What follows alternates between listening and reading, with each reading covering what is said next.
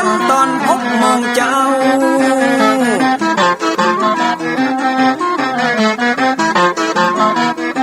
ฟังธรรมปืนเมืองอันเป็นแบบเบาท่านพระครูวิสิทธิ์ศีลาภรณ์ตั้งใจเจ้าคณะตำบลป่าแดดนอนในเจ้าอาวาสวัดวังสิงห์คำตนนี้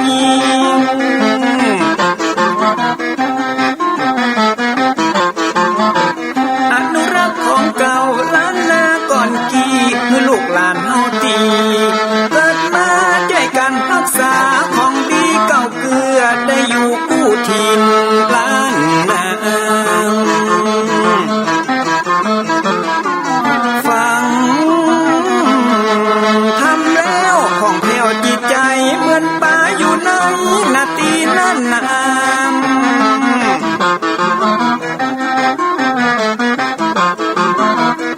เหมือนไม้สลีอันมีไม้กำเหมือนเสืออยู่ธรรมดงดอยคุณเขาสุขของมนุษย์ยิ่งใจหมู่เฮาสุขที่ได้เอาธรรมะห่มตุ่ม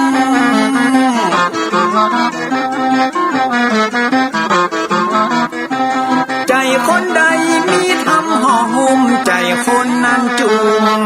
ใจบ้านมันอยู่วิมานเวียงวังจันแก้วบ่มีในเต้าแล้วน้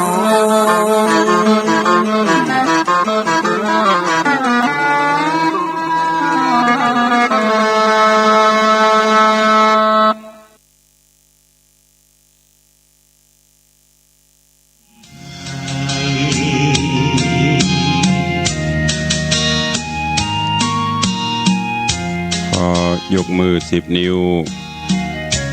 กราบนบนอบน้อมยังพระติรัตนเกี่ยวเจ้าตั้ง3 ประการอันมีพระพุทธพระธรรมพระสงฆ์อันเป็นสรณะที่เปิงที่เคารพนับถืออันสูงสุดในชีวิตกราบคารวะแตบไตไวยสาปุญญาปารมีธรรมพระมหาเถรานุเถระเจ้าคณะพระสังฆาธิการภิกษุสงฆ์สามเณรจุตนจุองค์อันหมายมีพระเดชพระคุณหลวงปู่พระเทพโกศลติปรึกษาเจ้าคณะภาค7เจ้าอาวาสวัดศรีโสดาพระอารามหลวงตำบลสุเทพอำเภอเมืองจังหวัดเชียงใหม่พระเดชพระคุณหลวงป่อท่านเจ้าคุณพระเทพปริยัติเจ้าคณะจังหวัดเชียงใหม่เจ้าอาวาสวัดเจ็ดยอดพระอารามหลวงตำบลจ้างเผือกอำเภอเมืองจังหวัดเชียงใหม่เป็นต้นเป็นประธานตลอดจนครูบาสังฆเถระเจ้าภิกษุสงฆ์สามเณรจุตนจุองค์ด้วยความเคารพขอเจริญสุขเจริญปรญาติโยมศรัทธาสาธุชนติ่นจองห้องวัดจุหนุ่มเท่าใจยิงขอน้อมต้อนรับทุกท่านเข้าสู่รายการมรดกธรรมกำเมืองต่างสถานีวิทยุพระพุทธศาสนาแห่งชาติและสังคมคลื่นเพื่อการศึกษาพระพุทธศาสนาและวัฒนธรรมส่งสัญญาณกระจายเสียงจากวัดฝ่ายหินตำบลสุเทพอำเภอเมืองเชียงใหม่จังหวัดเชียงใหม่ในระบบคลื่นความถี่ FM 104.50 เมกะเฮิรตซ์สถานีวิทยุพระพุทธศาสนาวัดหนองไก่ตำบลสันปะยางอำเภอแม่แตงจังหวัดเชียงใหม่ส่งสัญญาณกระจายเสียงในระบบคลื่นความถี่ FM 99.75 102.0 และ 89.25 เมกะเฮิรตซ์สถานีวิทยุ CM77 วิทยุอินเทอร์เน็ตล้านนาส่งสัญญาณกระจายเสียงในระบบคลื่นความถี่ FM 97.5 เมกะเฮิรตซ์สถานีวิทยุชุมชนคนนาน้อยจังหวัดน่านและสถานีวิทยุพระพุทธศาสนาจังหวัดเชียงรายส่งสัญญาณกระจายเสียงในระบบคลื่นความถี่ FM 99.50 เมกะเฮิรตซ์ ตลอดจนวิทยุชุมชนเสียงตามสายหอกระจายข่าวตามวัดวาอารามตามหมู่บ้านต่างๆที่ครูบาสังฆะท่านเจ้าอาวาสตลอดจนต่างปอเกปอแควนได้เปิดออกลำโพงหอกระจายข่าวเสียงตามสายของวัดวาอารามของบ้านต่างๆเพื่อญาติโยมศรัทธาได้สดับรับฟังกันอยู่ในเวลานี้พร้อมกันนี้เจริญปอนญาติโยมที่ได้ติดตามต่างเฟซบุ๊กเฟซไลน์ต่างเว็บไซต์ต่างๆบอกว่าจะเป็นเฟซบุ๊กของวัดวังสิงห์คำเฟซบุ๊กของ104ธรรมะคลายเครียดเฟซบุ๊กวัดไฟหินเฟซบุ๊กของตันตุเจ้าบ้านนอกทิตะสิโปตลอดจนหลายๆเฟซบุ๊กที่เป็นญาติธรรมในรายการได้ฟังแล้วก็ได้กดแชร์กดไลค์ส่งต่อๆกันไปเพื่อให้ญาติธรรมได้สดับฟังเสียงธรรมะกันอยู่ในเวลานี้รายการนี้ดำเนินโดยกล่าวกับผมอาตมภาพพระครูวิสิทธิ์ศรีลาภรณ์เจ้าคณะตำบลป่าแดดเจ้าอาวาสวัดวังสิงห์คำตำบลป่าแดดอำเภอเมืองเชียงใหม่จังหวัดเชียงใหม่เป็นผู้ดำเนินรายการก็นำธรรมะสาระปืนบ้านปืนเมืองทำข้าวมาเทศนาฮือท่านทั้งหลายได้รับฟังกันเป็นประจำถึงวัน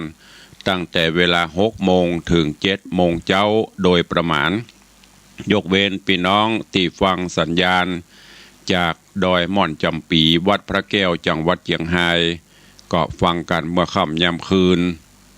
ต้องกราบขอบพระคุณในเมตตาปรมีของท่านผู้อำนวยการทุกสถานีเจ้าหน้าที่ช่างเทคนิคผู้ควบคุมการกระจายเสียงทุกท่านทุกสถานีตัวเองและขอบคุณเจ้าของ Facebook ทุกท่านที่ได้กดแชร์กดไลค์กันลำดับต่อไปเชิญญาติโยมทั้งหลายได้ติดตามรับฟังธรรมเทศนาปื้นเมืองเหนือว่าจะเป็นจะได้ก็เชิญทุกท่านตั้งอกตั้งใจฟังณโอกาสบัดนี้นะโมตัสสะภะคะวะโตอะระหะโตสัมมาสัมพุทธัสสะสัทธโวฟังลาโสตุจนะสัพปุริสะตังลาย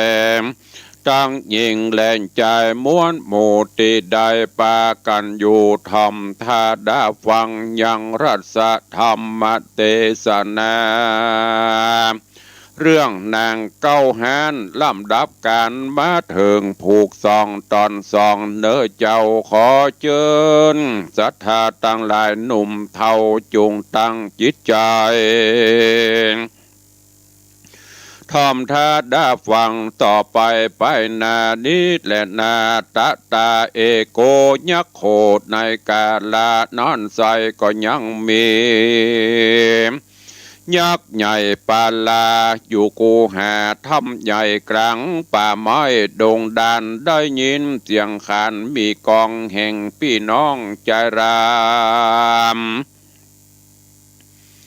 มันมาตามเสียงกล่าวใจชื่นเย้ายินดีว่าวันนี้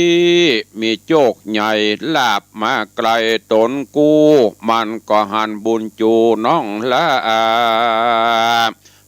เตียวกุ้มกว่าหางัวมันใครหัวขากวันละปากกูลาย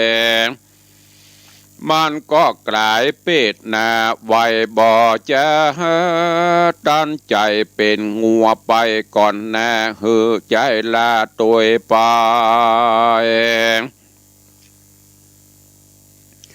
หือใจ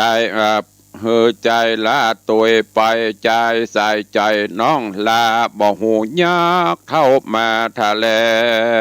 งเกิดว่าเป็นงัวปูแปลงเข่าตั้งจริงเฝ้าฟังเปียคอยักผมงอมทะเลโลนเจ้ารีบโซนตัวไป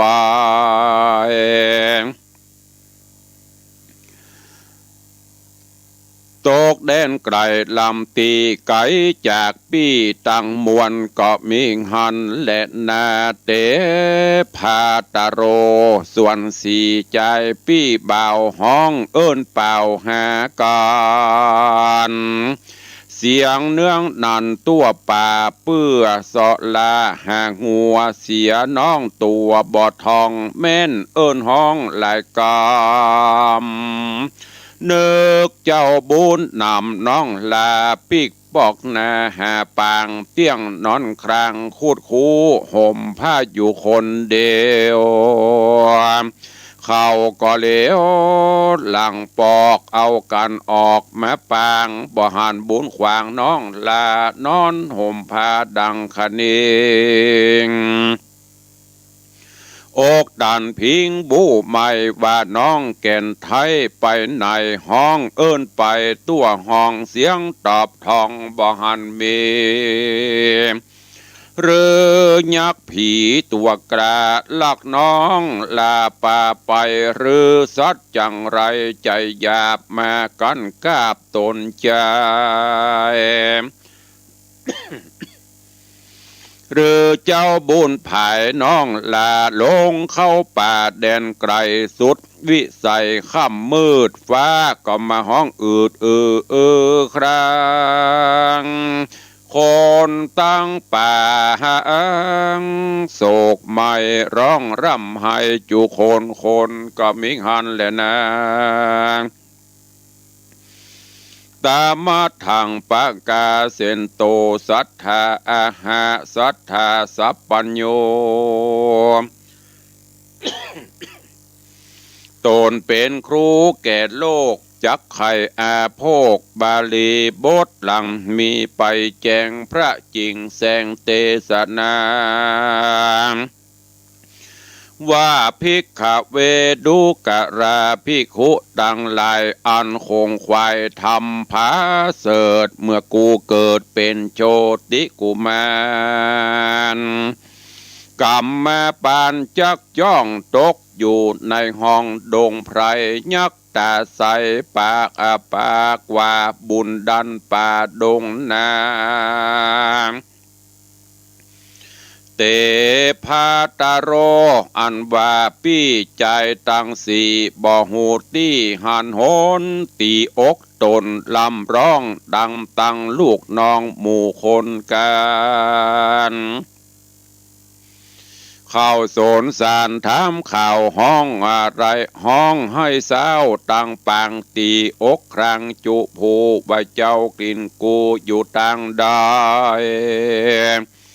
เขาซ้ำไปเสาะเล่าควายตี้เก่าลายโหนเสียงสะโสนตัวป่าพองอยู่ทาตั้งลางเฝ้าแวดวังงัวต่างโจรแจ้งสว่างควายมาซ้ำเสาะหาแถมเล่าบ่หาน้องเนาอยู่ที่ต่างได้ต่างที่ไกลและที่ต่างที่ไกลและที่ไกลตัวป่าไม้ดงดอนเขาสั่งหอนบ่อแล้วว่าแม่นเสือแผ่วเล่นลายกาบกินใจน้องน้อยเลือดก็ลังย้อยหันหอยแม่นพี่ตาม้อยกินข้าวซากหนอดเนาเตี้ยงหันเมแม่นเจ้าหนีพระคังหอยเตียวย่างเตี้ยงคงหันเตี้ยงเป็นกลุ่มพันยักษ์เท่าป่าเอาเจ้าไปบนข้ามภัยโซนปากวังไปสู่ตาตังหิมมาปันบ่อยาเจริญนา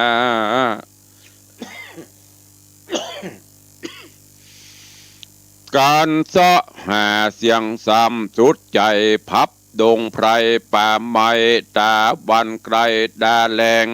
ตีจอมแป้งปี้บ่าวฮ้อนพระเผาทมนาน้องสายตาหายจอยแสนโศกหอยอะไรแม่นอยู่ไปแถมเราจากปะน้องเนาบ่หอนเม กวนเดชนี่อย่าจะฮือปนป่าดงตันเขาก็ปะการ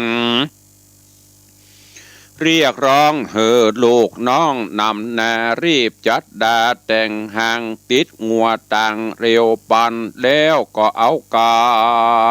รโยกกว่าไปตามต้าต่างเตียวลัดดงเขียวป่าไม้แนบบีให้เตียวไปบ่มีพายโห่ห้องไผ่บอดทองจะทำเตียวไปตามกับหมู่ปอบ่หูง่ายแรงเถิงตาวันแดงโตกต่ำบ่มืดค่ำเย็นบ่อยยังบ่ปนดอยปากกวางเขาจริงยังสร้างแป่งปางจุคนครางยังจอดกันวันผูกรอดควายมาเอากันได้ยกย้ายออกจากค่ายเตียวไปค่ำที่ไหนก็มานอนตีห้านลาดดงตันลาดต่างลาดดันดงตันล้างเตื้อหันเป็นหันบ้านป่าล้างเตื้อผ่ากังปงล้างเตื้อลงห้อมห้วยเรียบเหี่ยวจ้วยผ่าจาน เป็นนิรันดร์จานใจนับอ่านได้2 เดือนจริงถึงเฮือนที่เก่าอันพ่อแม่เจ้าอยู่ก้อยตางเกือเมืองขวางโมระวัตินกรก็มีหันและนาอ่านว่าปอเศรษฐีตั้ง2พ่อแม่เล็งหันแต่ตั้งกายว่าลูกใส่ใจตั้งแห่ปิกปอกนาคืนมาโซบนัสสาบอดน้อยนาชื่นจ้อยเจยบาน จุมคนการมวลหมู่ไล่งัวอยู่สะสนปี้4 คนมาตั้งนาส่วนลูกลาบ่หันมี2 เศรษฐีกึดไฟว่าลูกแก่นไทยเตี้ยงโตโหยมาเล่งสายตาสูดพอลูกน้อยนอก็บ่หันในสังกาใจหลายหลากจริงออกปากจะถามแก่เสจริงออกปากจะทำยังใจรามปี้เก้าว่าน้องแห่งเจ้าอยู่เสียนายเป็นสันได้ปัดพรากหรือก้อยกว่าจอมมานั้นจะเตพุตตาอันบาลูกดัง400ฮ้อนวะวีปานไฟน้ำตาไหลอาบย้อยไข่กล่าวถอยตามมีแก่เศรษฐีพ่อแม่ดังกล่าวแต่หนหลังก็มีหันแลนะตังสุตวามาตาปิตโรอันว่า2 เศรษฐีพ่อแม่ฟังลูกเพกำจาดังดอยผาเตงหนีบหัวใจตีเวโวนก็มาตีอกตนจะใจร้องลำให้ปริเวทนามูตาสาขาใจตั้งน้อยใหญ่ยิ่งใจมาเวทใหญ่ล้อมไกลลวดห้องให้จุคนเขาเล็ดหล่นล่ำลองดังตัวห้องเฮือนควางบันดังนางผู้แม่ห้องให้แผ่กำจา ว่าปุตตะกาโนดูกาลาลูกน้อยน้อยเจ้ากราดก้อยไปไหนลูกสายจะหายขินขาปัดพรากนาแดนได้ เรือยักจังไรใจหยาบมากันกาไปกินหรือเจ้าตานินลูกลาลงอยู่ป่าเววาร้องเรียกหาพี่เจ้าที่ป่าเศร้าดงดำบาปสังตั้มมาไกลเหือลูกแก่นไทยไก่กาหรือพาตาปี้ตังสีข้าน้องตีกลางโดงว่าน้องหลงปากวางมากล่าวอ่างมุสากลัวสายตาน้องเดาได้เป็นเจ้าแตนครัวจะเรือแม่ลูกลาแก่นไทยเจ็บป่วยไข้หนาวในแม่ใส่ใจได้เฝ้ามอดหนุ่มเทารุมราเจ้ามรณะกระพรากแม่นี้หากเต็มใจอันนี้เจ้าหายไปต่างห้องกลางเตะต้องดงเขียวบ่ได้เหลียวปอกหน้าลูกนอนลาตายกะว่ายังนั้นจะนางเศรษฐีผู้เป็นแม่ก็มาร้องให้แผ่ไปมาปริเวทนาโดยประการต่างๆบ่หูสว่างเบาบางก็มีแลนะตีเอนั้นเศรษฐีผู้เป็นป้อกึดใจต่อธรรมดาโอดโศกาไว้ได้จริงกล่าวแก่นางนาไทยเมียตนว่าดูรานางตาโมนน้องเนานางอย่าโศกเศร้านักนาสัพพสัตตาอันว่าสัตว์นานาหน่อยใหญ่มีภัพไข้ทุกสนานเตียวส่งสารกลับเปตเอากำเนิดเตียวส่งสารกลับเกิดเอากำเนิดเป็นมาย่อมจะราเกเท่าย่อมได้เข้าสู่ตังตายตั้งยิงใจน้อยใหญ่บ่เว้นไว้คนใดตั้งคนเข็นใจทุกไรตั้งเต้าใหญ่ทะโรงเมื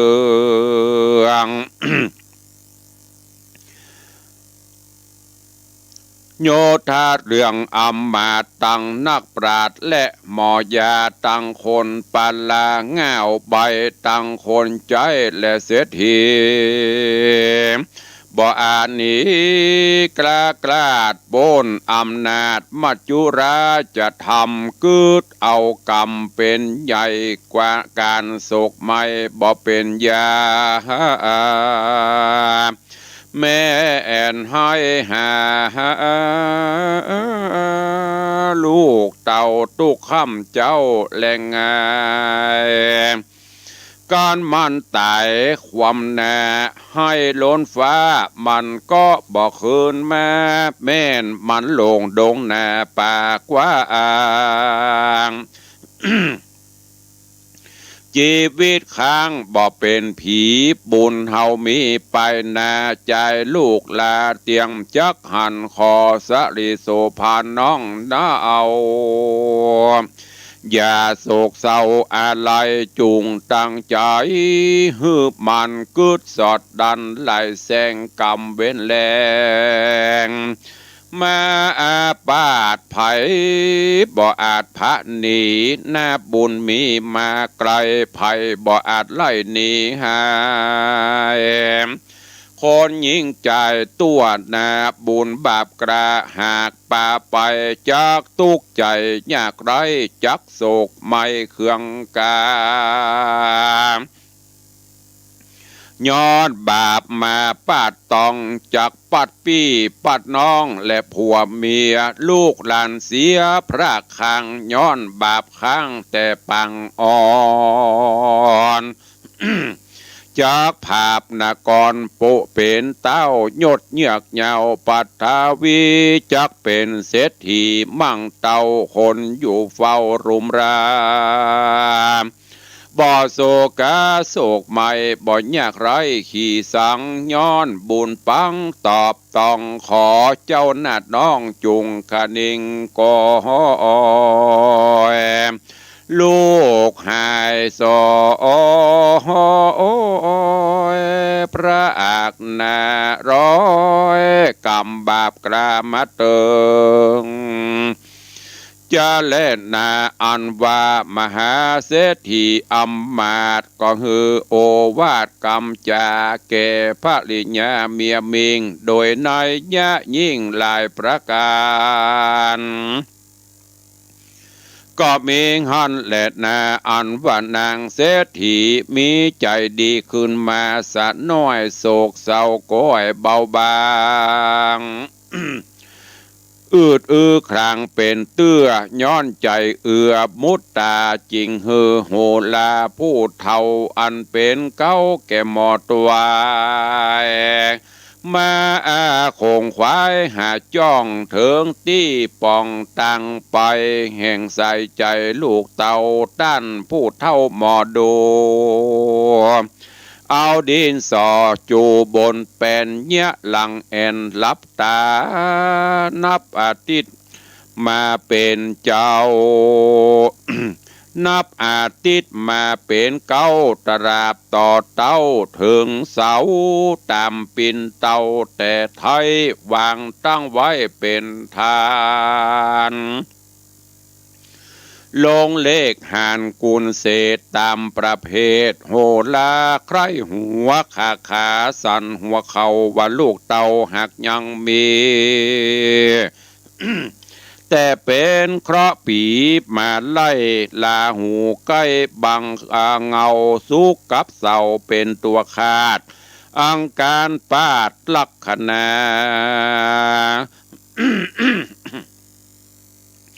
ยะเฮอโบตาพรากห้องโตกเต้ต้องโดมตันผียักพันมาไกลบ่ฮ้อนไม่เครื่องกา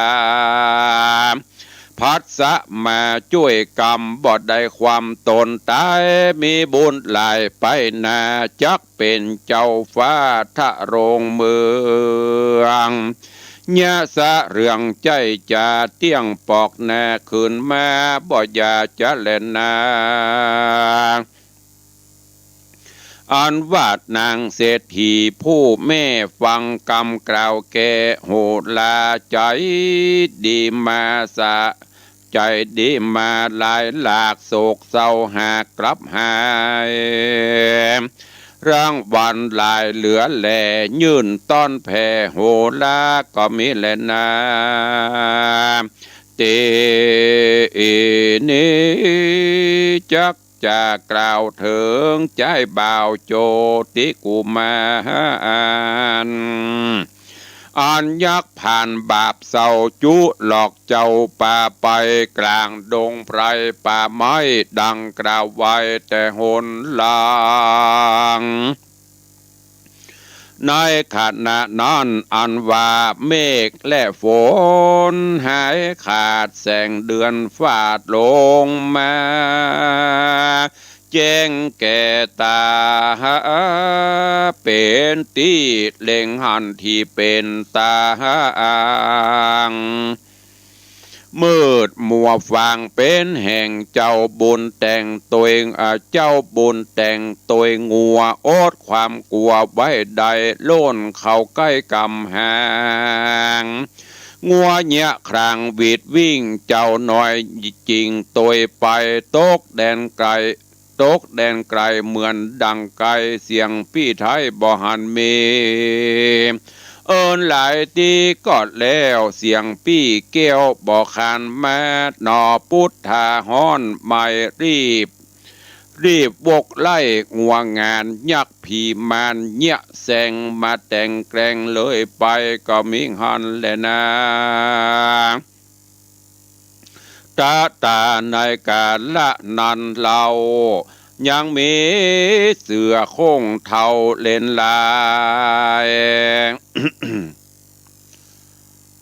ซอกกินควายและงัวเถื่อนแอวเล่นนะแอ แอวเล่นเลื่อนโด่งดานกวางและฟันปากกวางปอบอกข้างสักคนมันได้ยินงนมีกองดังตัวห้องดงเรอันเจ้าบุญมีหนอดเนาเอิญแห่ปีเจ้าตั้งหลายเสือเล่นลายโครงเท่ารีบไต่เต้าตามเสียงยกตีนเรียงเยาะย่องตามเสียงห้องตัวมาสองแก่นตาและทางแห่งลุยหลังลุยลาย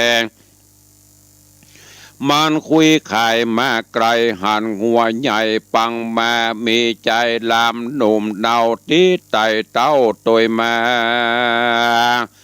ฝ่ายยักษ์ขาเพดกระอันกระเป็ดนาเป็นหัว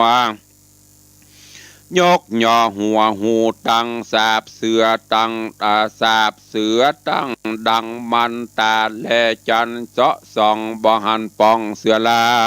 ยมันผ่านภัย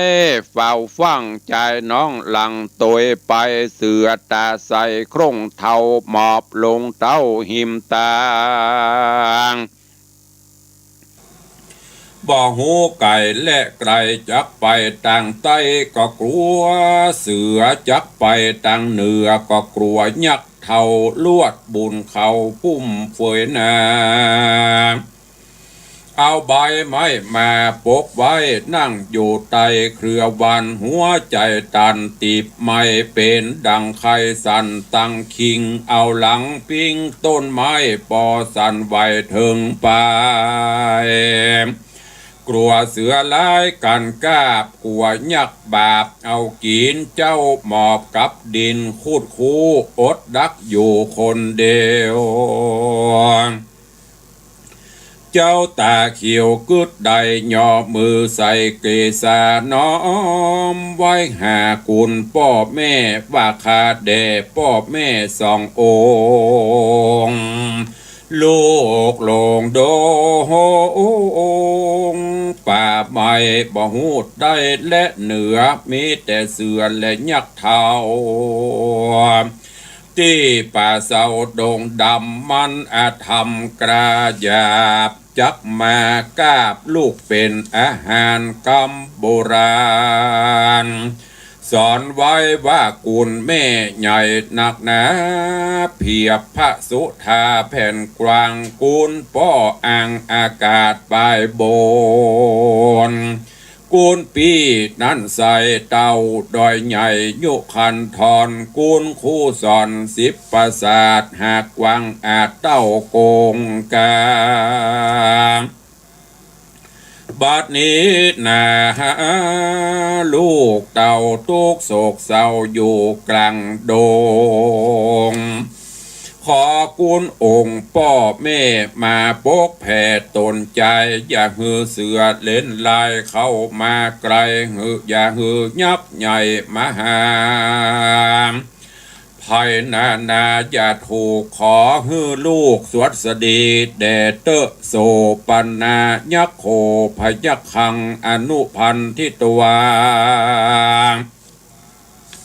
ส่วนยักษ์เท่าปุ่มใหญ่แล่นตัวไล่เสือลายกันเสือหายเข้าป่ามันก็ไว้นาคืนหลังปอกมายังที่เก่าเสาะหาเล่าไปมา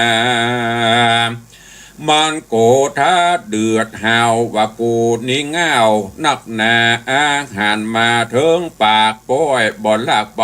กินมันยกตีนตั้งต้นไม้ปอดล้มควายเปปังล้มออกดังฟืดฟาดกัดเขี้ยวงาดปุ่นกลัวโจกเจ้าโจกเก่าหัวตัวเก่าวิดเต็นเหล่าทะโทมมันซะดมตามป่าว่าใจน้อยกว่าต่างได้ดมกินไปจะใจเถิงที่เจ้านอดไทยนอนแฝงตามันแดงวะวาบยื่นดังสาไปมา ส่วนดอพุทธาแก่นไทยหันยักษ์ใหญ่ตุยมาหัวใจดาจะขาดมรณาตเมื่อมอนจริงย่อก่อนน้อมไว้ซึ่งพ่อแม่ไทยองค์คำว่าจูงมางำห่มตุ้มอย่าหือยักอุ้มเอาไปขอเป็นไฟไม่เอาหือยักเท่าผีพรายได้หนีหายไว้นาปอกเข้าป่าดงดานขอเป็นประการกรรมแปงเกี่ยวเวทไว้แล้วจุติสามอย่าเฮือยักขาบาปเศร้าหันลูกเต่าใจรามแดดเตอะยักปุ่มลามต้องใหญ่เสาะไส้ควายนำนายืนดังมายืนดังดมหาสูตรศาสตร์กรรมไม่ฟาดเครือวันเสียงดังนันจุกรรมยกดินยำตัวไปมันส่งสายหลายหลากว่ากลิ่นมันหากยังมีตัวมันนี่ลีซ่อนอยู่ที่บอนหนใดแม่นมีในตัดนี้กลิ่นไม่นีต่อดังยักษ์ตาปังบาปเศร้าบ่หันนอพระเจ้าที่ต่างได้มันบ่เสียงสงสัยเสาะที่เก่าเสาะลืมเล่าลายปูนย้อนว่ากุนพ่อกุนแม่มาปกแผ่บังเงา ยังใจเหล่าเบาน้อยเหือกราดกร้อยเวนภัยยักษ์ตาใสปูเท่าจริงบาหันเจ้าที่ต่างได้การอาทิตย์ใสส่องแจงตัวทุกแห่งดงนายักษ์ปลาบาปหายลวดยกย้ายหนีไปก็มีหันและนาตาสะเมงขัดเนในคณะถัดนั้นเจ้าเจียงจันโจติกุมารการอยากผ่านเพศกลานี้เข้าป่าดงตันเจ้าก็พันลุกใดรีบสะใสเตียวหนเข้าภัยสนบ่จะเอาตั้งนาเป็นไปกลัวยักษ์ตาใสบาปกราจักปอกนาขึ้นมาก็เมงหันและนาโจติกุมารบุญใหญ่เจ้าเดินไปในป่าลัดซื่อนาปันไม้ข้ามเนินสายปากวางข้ามแดนจ้างราชสีข้ามนาตีเถื่อนทองเข้าสู่ห้องดงไพรเจ้าก็ปะสู่อาสาโลอยู่กลางห้องดงตันกลางหิมะวันปากวางเป็นที่สร้างปาระมี แห่งเจ้าลานสีตนวิเศษจบแจงเปตตั้งมวลมีวัดงามบ่อเศร้าเจ้าจริงเข้าไปหายออันจุลีขาบใบตามสุภาพกองทำแล้วไข่กำบอกเราตั้งแต่เก้าถึงไปนั้นจะตีนาเจ้าละสี่ตนมีวัดดีบ่อเศร้าวิเศษจบแจ้งเปตทะรงญาณฟังโจติกุมารกล่าวถอยฮักข้าคอยดังบุตตาจิ้งเจียนจะใครกล่าวว่าเฮาเป็นเต้าผาปัลลาได้หนีมาก่อสร้างตีปากวังดงรีนานหลายปีบ่น้อยได้800 ปีปลายไผ่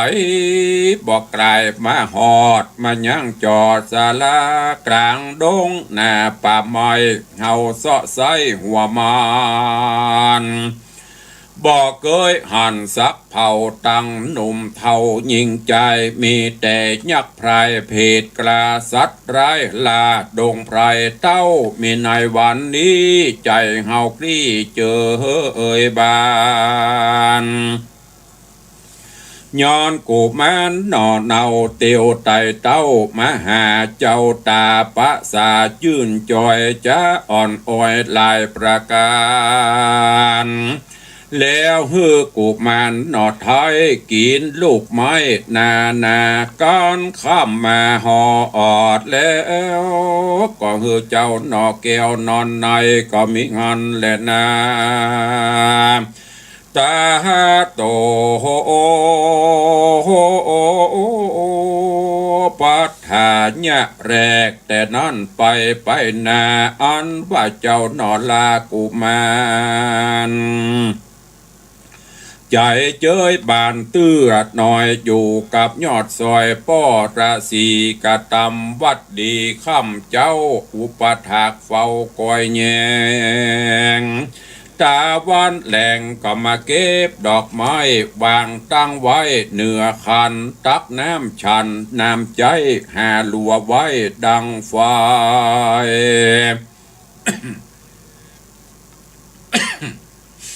เถิงนาบันในพวกเจ้าลูกก่อนเจ้าละสีดาน้ำดีไว้ทาตั้งพาเจตนาและไม้สีฟันเป็นนิรันดร์จะใจบอกเฮอเจ้าที่ไว้เครื่องใจเจ้าสินใสตนวิเศษจบแจงเปตตั้งสามหันใจลามหนุ่มเดาตู้ข้ามเจ้ารุมรายินขุนนาลำหมอกยิงสอนบอกกะทา กับตั้งยาวิเศษเฮอเจ้าน้อยเนตรบุญมีสิบปกุลดีไหลแลละสีแพทวายปานเจ้าก็ผ่านเฮียนใดจำจือใบจูประการเกือบมนคานวิเศษเมื่อเตียวเขตดงนา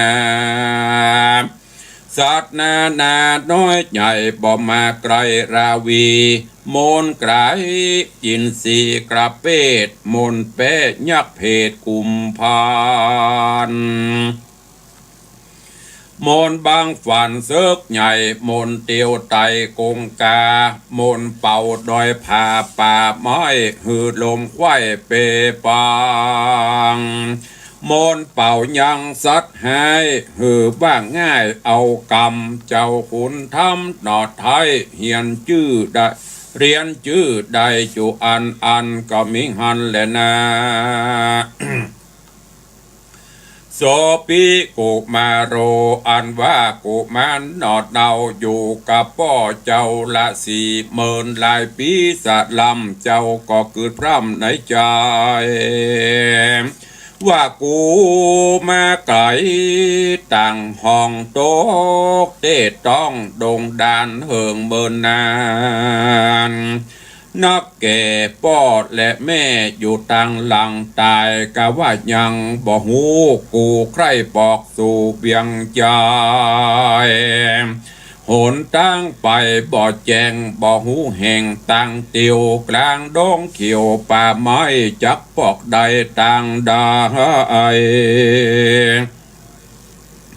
การกึดใจดังนี้แล้วก็ไปหาเจ้าแก้วฤาษียออันจุลีใส่เกลาไข่บอกเล่าความนาย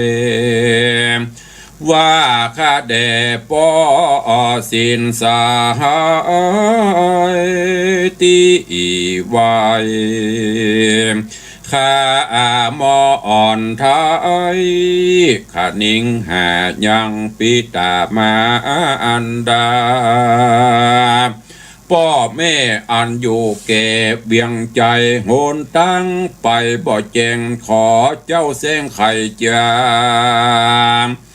บอกมักกาต่างไตเฮือขาน้อยม่อนไทยไปดีเดดเตอตังสุตัว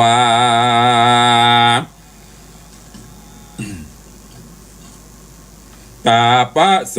ส่วนราศีผู้เท่ายินกำเจ้าไข่จางหันกับตาเป่งปล่อยว่าเจ้านาดน้อยบุญมีจักเป็นดีไปนาเป็นเจ้าฟ้าผ่าปลา จิงเจียนจ้ากล่าวถอยกำชื่นจอยวอนใหญ่ว่าเจ้าใส่ใจนอลาจากพระนาละเนไปสู่ปุรีเตตองคงเขตห้องเมืองโตนจุงลัดภัยสนป่าไม้เอาติสะใต้เป็นไปหนตั้งไก่บ่โหดได้ลายลอยโยดกันนาตามมกาปากวางมีแต่จังและเสือสิงตั้งกะติงงัวป่าสัตว์รายลาดดวงลายการเจ้าบุญภายเตียวกว่าก็เตียงว่าจักหันบ่ยาจะแลนานิธิตังขีญาสังวันนาวิเศษจาห้องเหตุธรรมเทศนานางเก้าหานผูกพวนสามตอนที่หนึ่งก็บังโกมสมเร็จสเดชกับญาติโยมท่านสาธุชนทั้งหลายวันนี้ขอความสุขสวัสดีจงบังเกิดมีกับญาติโยมศรัทธาทุกท่านอยู่เย็นเป็นสุขจุ่มเนื้อเย็นใจขอให้มีสุขภาพพลานามัยสมบูรณ์แข็งแรงเหมือนกันจุตนจุองค์จุผู้จุคนเนอจัตตาโลธรรมาวัฏันติอายุวโนสุขังปะลัง